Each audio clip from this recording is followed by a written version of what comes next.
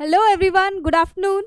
Welcome to the YouTube channel of Result Guru TGT PGT. Well, आज हम करने वाले हैं MCQs related to literature and I hope कि आपकी दिवाली अच्छी जा रही होगी। तो हैप्पी दिवाली टू एवरीवन। और आज हम इन एमसीक्यूज को डिस्कस करेंगे जो कि आपके लिटरेचर में बहुत ज़्यादा हेल्पफुल हैं। कल भी मैंने आपको थोड़े से लिटरेचर के एमसीक्यूज कराए थे, आज मैं उसको फर्दर डिस्कस करने वाली हूँ कुछ और एमसीक्यूज के साथ। ठीक है, तो आइए चलिए स्टार्ट करते हैं। Let's begin with the session now. यहाँ पर फर्स्ट क्वेश्चन है आपका। यहाँ पर हम जल्दी जल्दी सिर्फ क्वेश्चन के आंसर्स पर फोकस करेंगे, जल्दी जल्दी बढ़ेंगे क्योंकि नंबर ऑफ क्वेश्चंस बहुत सारे हैं। तो आई जस्ट वांट कि हम जल्दी जल्दी इनको याद कर पाएँ। जहाँ थोड़ी सी डिटेलिंग देनी होगी आई विल गिव यू। अगर आपको कोई भी डाउट हो तो प्लीज़ आप कमेंट सेक्शन पे जरूर कमेंट कीजिएगा, सो दैट मैं आपकी क्वेरीज को लेकर आपको क्लास में ही उसको आंसर कर दूंगी। तो यहाँ पर जी फर्स्ट क्वेश्चन आ जाता है हमारा, what name is given to the English literary period that emulated the Rome of Virgil, Horace and Ovid। तो ये आपको याद होगा थोड़ा सा, अभी हमने थोड़ी दिन पहले ही पढ़ा था। ऑगस्टन एज में मैंने अलेक्जेंडर पोप के बारे में आपको बताया कि वो जिससे प्रभावित हुए थे वो थी हमारी होरेस, ओविड और इनके लिखे हुए वर्क्स। तो ये जो हमारा आंसर हो जाएगा वो क्या हो जाएगा जी, इसका जो हमारा करेक्ट आंसर होगा that will B Augustan age, क्योंकि अलेक्जेंडर पोप की एज मानी जाती है और वही इनसे प्रभावित थे।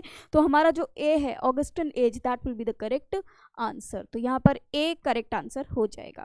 चलिए, आई होप कि आपको याद हो गया होगा। बस इतना याद रखिए ऐसे करके, होरेस, ओविड और वर्जिल, और वो किससे हैं, ऑगस्टन एज से, है ना। नेक्स्ट क्वेश्चन पर आ जाते हैं। Which of the following is not a common feature of neo classical poetry. इनमें से कौन सा फीचर नहीं है नियो क्लासिकल पोएट्री का। एंड वो पूछना क्या चाह रहे हैं दोस्तों, नॉट अ फीचर ऑफ, जो फीचर नहीं है, they are asking about that. तो कौन सा फीचर नहीं है इसमें, सबसे पहला आपके पास ऑप्शन है imitation of classical forms and allusion to mythology. ये तो है उसमें क्योंकि वो मैथोलॉजी को फोकस करते थे। An effort to represent human nature, nature पे इस वक्त ज़्यादा फोकस किया जा सकता है तो हम इसे नहीं कह सकते।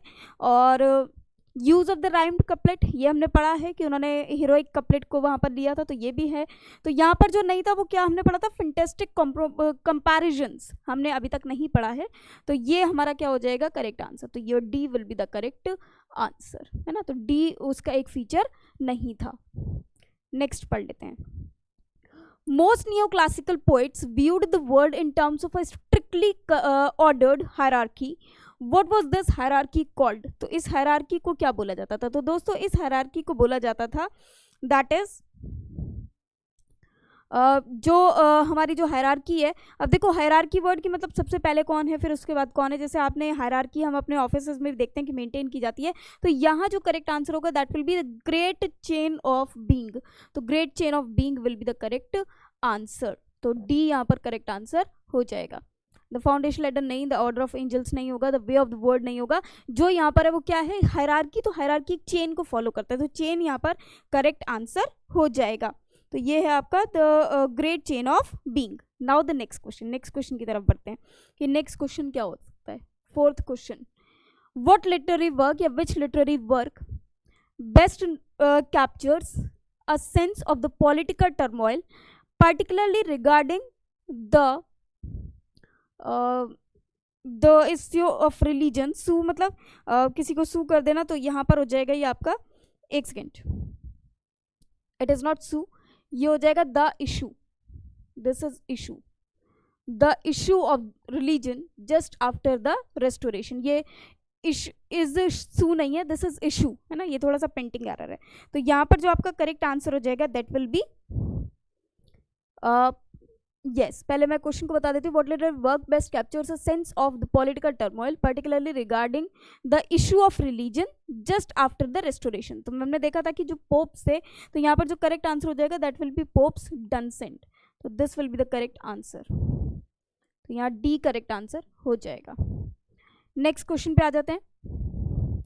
नेक्स्ट क्वेश्चन है हमारा, which metrical form was Pope said to have brought to perfection. तो कौन सा परफेक्शन में लेकर आए थे जो पोप है, कौन सा वर्क लेकर आए थे। तो वो ये बिल्कुल एक फेमस हमने वर्ड अभी पढ़ा है कि इन्होंने यहाँ पर सबसे ज़्यादा जो यूज़ करा दैट इज हीरोइक कपलेट। तो हीरोइक कपलेट को पॉप ने स्टार्ट किया था, तो ये हमारा करेक्ट आंसर हो जाएगा। A will be the correct answer. Next question देख लेते हैं। नेक्स्ट क्वेश्चन क्या है, let us see the next question.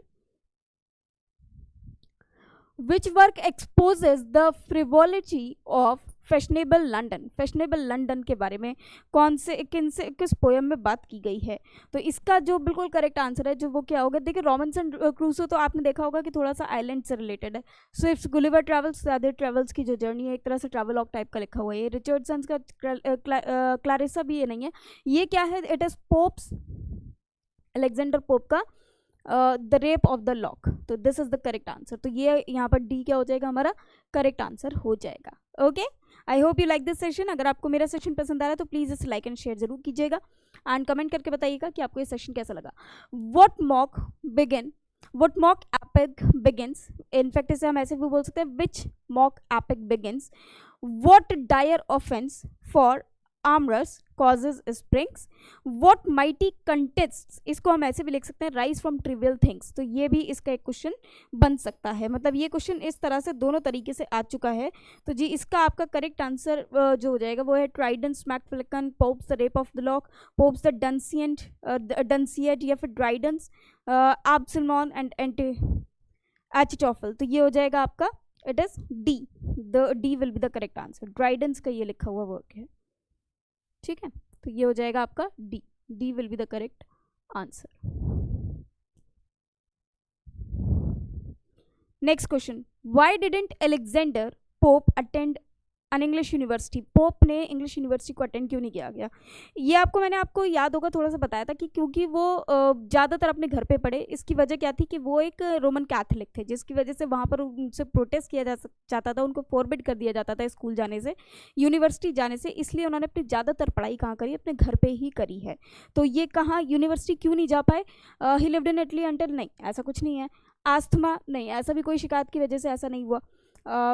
He was a Catholic and therefore forbidden from attending, तो उन्हें फॉरबिड कर दिया गया था। तो C will be the correct answer. ये सी हमारा क्या हो जाएगा जी, करेक्ट आंसर हो जाएगा। तो ये C will be the correct answer. Okay, I hope this is clear to you. Next question पे आ जाते हैं।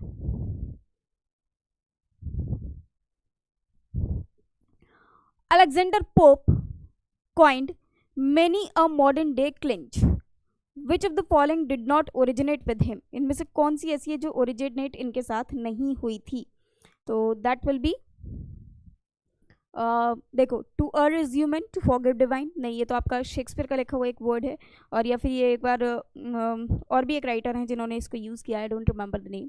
And then a little learning is a dangerous thing, नहीं।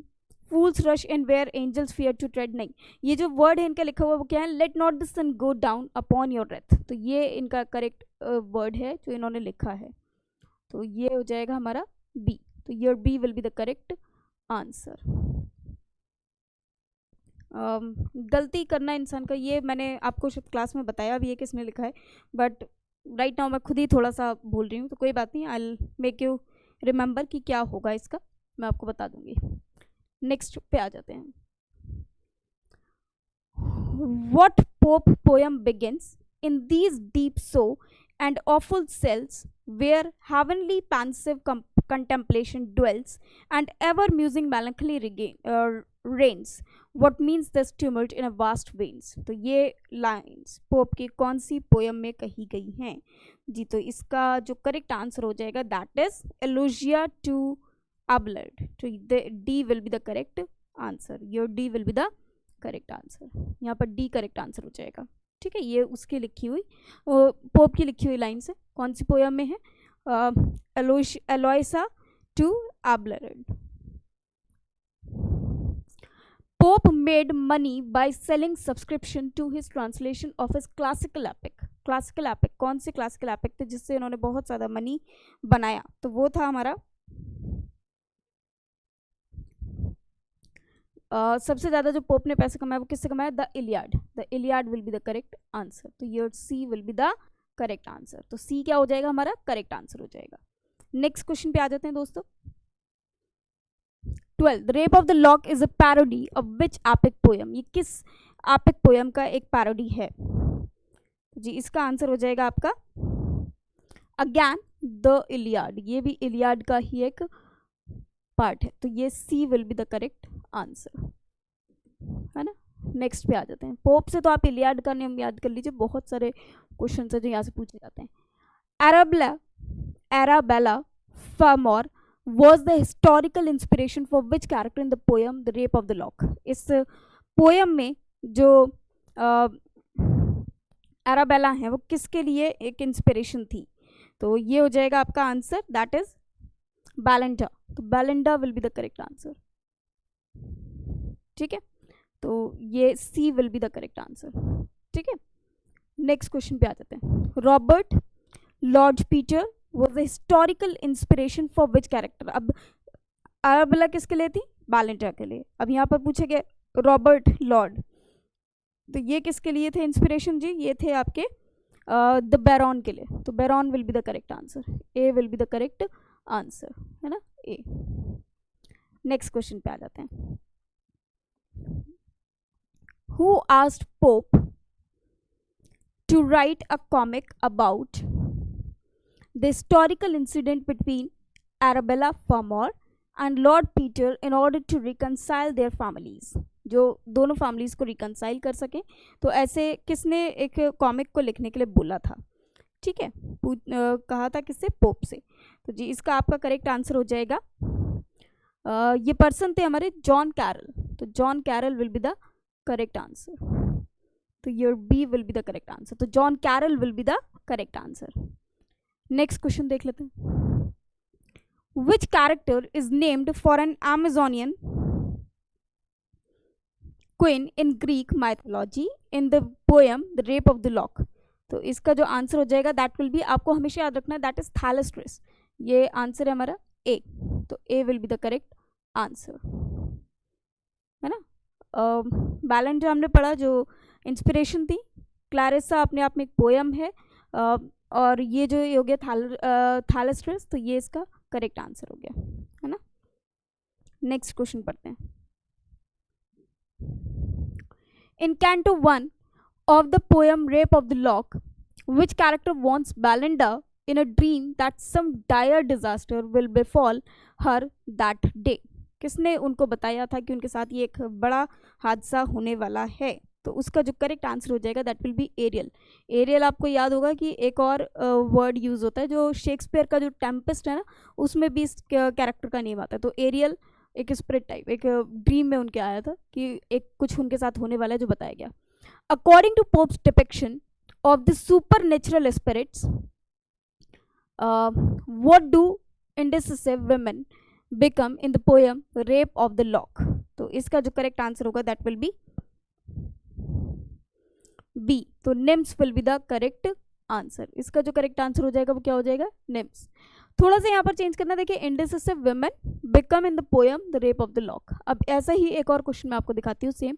According to Pope's depiction of the supernatural spirits, what do coquettes become in the poem rape of the lock? तो दोनों में difference है ना, ये इसमें और इसमें डिफरेंस है। अब इसका जो करेक्ट आंसर हो जाएगा वो क्या हो जाएगा? सिल्व्स। तो ये सिल्व्स यहाँ पर करेक्ट आंसर है। तो यहाँ इसका करेक्ट आंसर क्या हो जाएगा? सी, है ना, सिल्व्स। तो कॉकेट्स में सिल्व्स आपको याद रखना है, वहाँ पर निम्स आपको याद रखना है। चलिए next question. With what are the 4 types of spirits associated in the poem rape of the lock? किससे ये एसोसिएटेड हैं? तो the 4 nations governed by the British crown? नहीं। The 4 phases of life? नहीं। The 4 elements? The 4 points on a compass? तो यहाँ जो correct answer हो जाएगा that will be C, the 4 elements. जो 4 एलिमेंट्स हैं उससे ही ये चारों प्रभावित है, मतलब उससे ही चारों नेम लिए गए हैं, उनसे ही चारों एसोसिएटेड है। तो C will be the correct answer. Your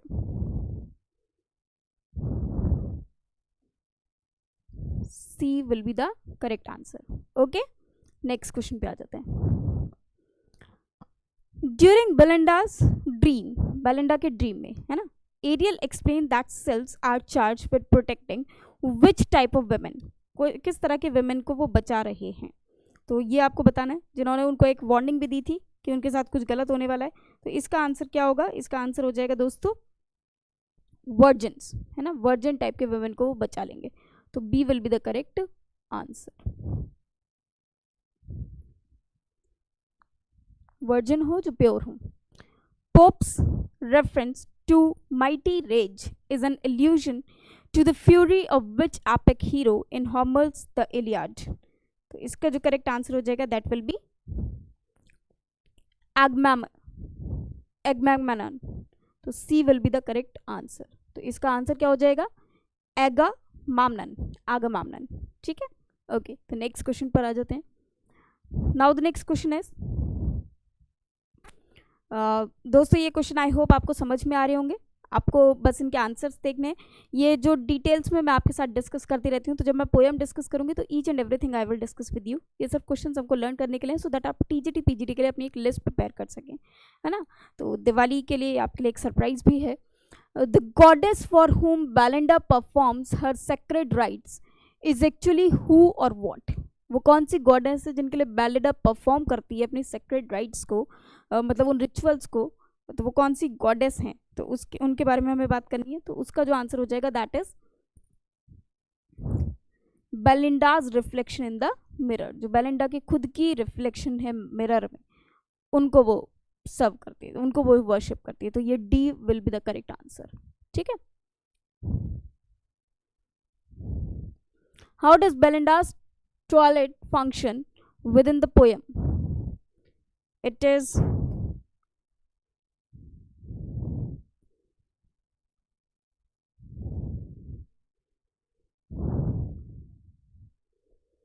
It will be, it does not serve a larger purpose within the poem. It explains Belinda's beauty. It establishes the poem's mock heroic motifs. या it protects her from any harm during the day. तो ये हो जाएगा आपका it establishes the poem's mock heroic motifs. ये C will be the correct answer. Toiletry function.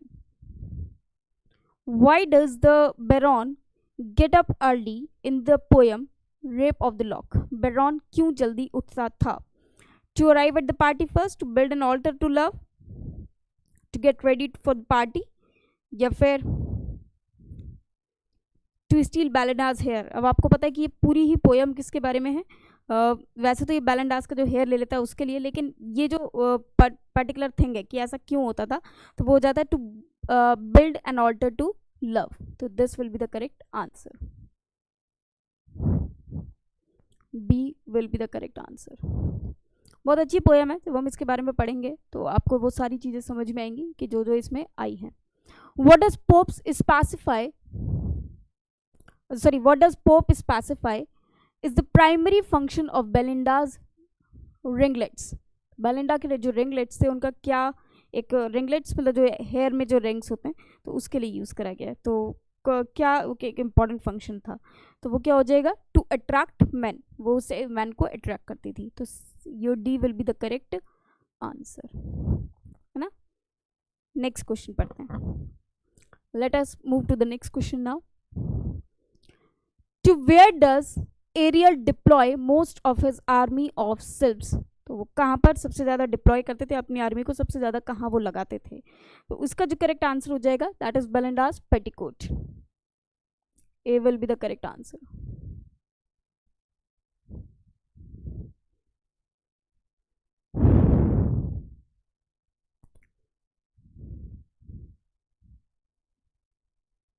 Yes, who arms, ये whose की who नहीं, हुज आर्म्स होगा। Whose arms the Baron with a pair of scissors in the poem Rape of the Lock?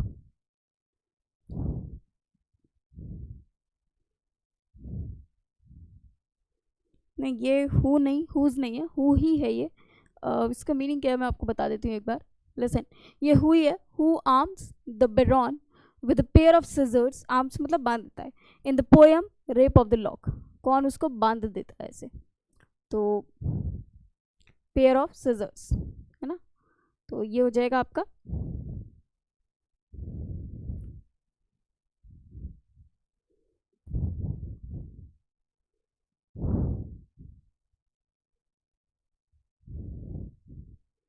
इसका जो correct answer होगा that will be Clarissa. Clarissa will be the correct answer. D will be the correct answer. Then we have the 29th question. अब 29th question क्या है? जो 29th question है हमारा, what does Thalestris think the Baron will do with the lock in the poem Rape of the Lock? तो इसका जो हमारा करेक्ट आंसर हो जाएगा दैट विल बी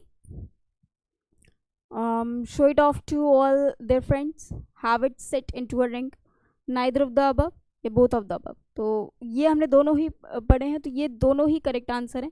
तो जी इसका करेक्ट आंसर हो जाएगा that will be D, both of the above, both of these. तो D will be the correct answer, है ना। Now the next question 30, What happens to the lock of hair at the end of the poem? अब lock of the hair के साथ क्या होता है at the end of the poem? It is returned to the rightful owner. It is not into a ring. It is offered to the poet as token of ये as a होगा, as a token of gratitude. It is turned into a constellation. तो hair के साथ last में क्या होता है, तो वो क्या हो जाते हैं, they turned into a constellation, it turned into a constellation।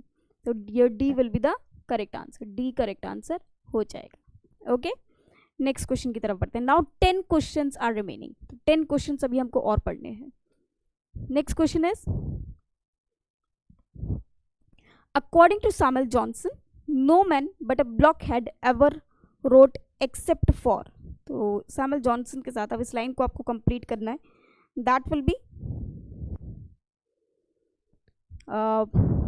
इसे फिर से पढ़ते हैं एक बार लाइन को, no man but a blockhead ever wrote except for love honour fun, ये नहीं, इसका जो करेक्ट आंसर हो जाएगा मनी। तो C will be the correct answer. Next, whose great dictionary published in 1755 including more than 1,14,000 quotations, किसकी dictionary थी। अब डिक्शनरी के बारे में अगर बात की जाए तो हमने सिर्फ एक ही पर्सन की डिक्शनरी की बात की है, जिसके बारे में मैंने आपको पूरी एक्सप्लेनेशन भी दी थी। तो that will be C, Samuel Johnson. अगर ऑक्सफर्ड से पहले किसी डिक्शनरी को बहुत ज़्यादा माना जाता है तो वो मतलब जो फॉलो किया जाता था वो सिर्फ और सिर्फ एक ही डिक्शनरी थी, that is the dictionary of Samuel Johnson, the dictionary of English language. तो उसको सबसे ज़्यादा फॉलो किया जाता था। तो वो डिक्शनरी किसने लिखी है, सैमुअल जॉनसन ने। This famous neoclassical poet wrote on profound themes such as death, but he also had a lighter side. He once wrote an ode to a cat drowned in a tub of goldfishes, जिसको डुबो दिया गया था goldfishes के tub में। इस तरह की ओड भी लिखी थी। तो ये कौन से पोइट हैं, कौन से राइटर हैं न्यू क्लासिकल एज के। तो जी इसका करेक्ट आंसर हो जाएगा दैट इज थॉमस ग्रे। तो it is Thomas Gray, not Thoman, it is Thomas Gray. तो ये हो जाएगा आपका C, C will be the correct answer. Alexander Pope नहीं है, विलियम कॉलिंस नहीं है, बेन जॉनसन नहीं है, इनके तो अलग अलग नाम है जो हमने अलग अलग बार सुने हैं। तो ये जो करेक्ट आंसर हो जाएगा दैट विल बी सी। तो your C will be the correct answer. Okay, I hope you learn the questions as well. Next question पढ़ लेते हैं। Whom does Alexander Pope satirize in the portrait of Sporus? अब sporous के portrait में उन्होंने किसको satire किया? Satire जैसे कि मैंने आपको बताया, it is a form of criticism, it is a manner of criticize but to make someone improve, इस तरह से जो सटायर किया जाए। तो इसका जो करेक्ट आंसर हो जाएगा दैट विल बी इसका आपका करेक्ट आंसर हो जाएगा लॉर्ड हार्वी। लॉर्ड हार्वी को उन्होंने ऐसे किया था। तो D will be the correct answer. Okay, clear हो गया ये क्वेश्चन। नेक्स्ट क्वेश्चन देखते हैं। The expression thy hand great anarch occurs in a satire by, ये कौन से वर्क में सटायर में अकर होता है, मतलब कौन से सटायर में ये है। तो इसका आंसर हो जाएगा G Pope. Pope will be the correct answer. B will be the correct answer. Next question. Pope's The Rape of the Lock was published in 1712 in, अब वो किस में हुई थी पब्लिश, ये तो हमें पता है कि यहाँ पर हुई थी, लेकिन किस में पब्लिश हुई थी ये अब हमको बताना है। तो जी इसका करेक्ट आंसर हो जाएगा 3 कैंटन्स, एक तो 3 कैंटन्स में हुई थी द फेटल सिस्टर्स, और फेटल सिस्टर्स में। तो ये जो आपका करेक्ट आंसर हो जाएगा that will be D, both A and B. तो डी इसका करेक्ट आंसर होगा, बोथ ए एंड बी दोनों में ही हुई थी। तो D will be the correct answer.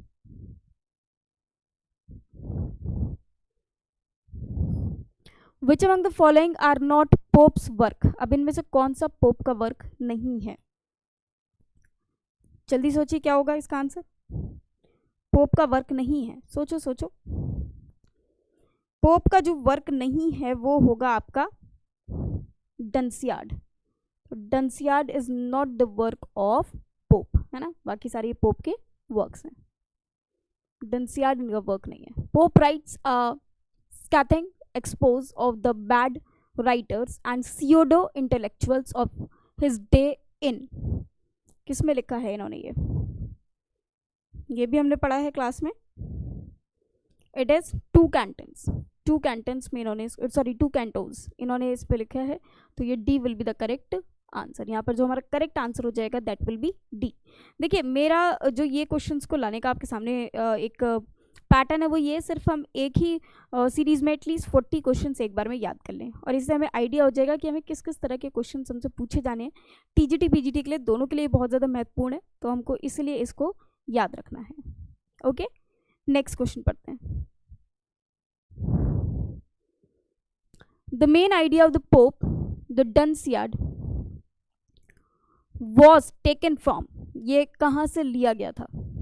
प्लेटनो, the medal, epistle of Arbuthnot, या एब्सलॉम एंड एरिस्टोटल। इसको बताइए क्या इसका आंसर होना चाहिए? तो इसका जो करेक्ट आंसर हो जाएगा that will be B, Mac Flecknoe. तो B will be the correct answer. उसके बाद last question of today's session, elegy to the memory of an unfortunate lady was written by. Unfortunate lady का जो memory unfortunate elegy लिखी गई वो कौन सी है? तो वो हो जाएगी I mean ये किसने लिखी है? तो ये लिखी है आपके फेमस पोइट जिसको ऑगस्टन एज का जिनके नाम पर ऑगस्टन एज को भी माना गया, that is the age of Alexander Pope. तो Alexander Pope is the correct answer. तो ये हमारा बी क्या हो जाएगा? करेक्ट आंसर हो जाएगा। ओके, तो ये थे कुछ क्वेश्चंस जो आपके लिए टीजीटी पीजीटी के लिए बहुत ज़्यादा इंपॉर्टेंट हैं। आपको इंपॉर्टेंट इन द सेंस कि हमें देखिए बहुत सारे क्वेश्चंस को पढ़ना है। अभी रेप ऑफ द लॉक हम पढ़ेंगे भी, तब फिर से हम बहुत सारे क्वेश्चंस हैं जो हम डिस्कस करेंगे, लेकिन ताकि दिवाली पर भी आप बने रहें और दिवाली पर भी आपके पास कुछ ना कुछ हो लर्न करने के लिए, तो आई थिंक एमसीक्यूज से ज़्यादा अच्छा कुछ नहीं होता। तो आप अपने एमसीक्यूज लर्न कर सकते हैं which will definitely help you out in your exams. Thank you very much.